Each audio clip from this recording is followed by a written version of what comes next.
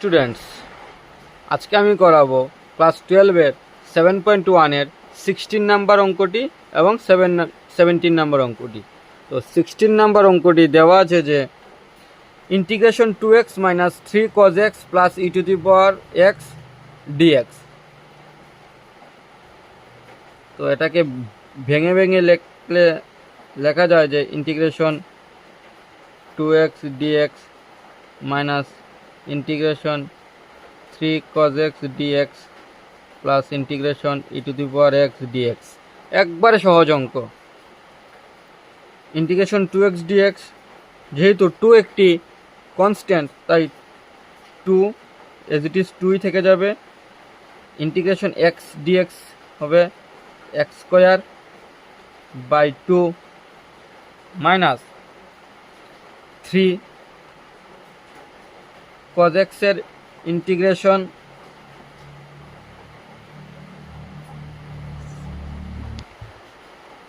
sin x, তো sin x plus e to the power x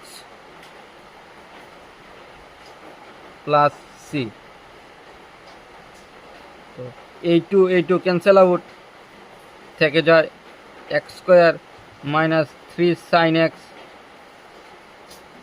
plus e to the power x plus c। এটাই final answer.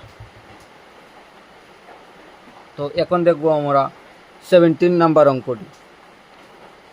তো 17 number অঙ্কটি দেওয়া আছে integration 2x square minus 3 sin x plus 5 root x dx। তো এখানে এই root x কে আমরা x to the power half লিখতে পারবো। ইন্টিগ্রেশন ভেঙে ভেঙে লিখবো আমরা এখন। Integration 2x square dx minus integration 3 sin x dx plus integration 5x to the power half dx। তো 2x cube by 3 minus 3 sin x এর ইন্টিগ্রেশন মাইনাস cos x। তো ফর্মুলার মাইনাস আর এই মাইনাস হয়ে যাবে plus cos x plus 5x to the power half plus 1 by half plus 1 plus c। তো 2/3 x cube plus 3 cos x plus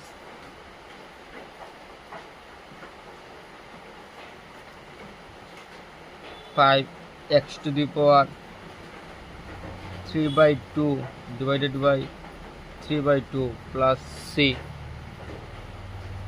তো final answer হবে 2/3 x cube plus 3 cos x plus নিচে 2 5 এর সাথে into হলে হয়ে যাবে 5 টু যা 10 10/3 x টু দি পাওয়ার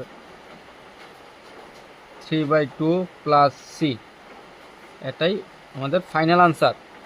তো কোথাও যদি বুঝতে অসুবিধা হয় আমাকে কমেন্টে বলবে, আমি সলভ করে দেব। Thank you students for watching this video. ভালো লাগলে শেয়ার করবে।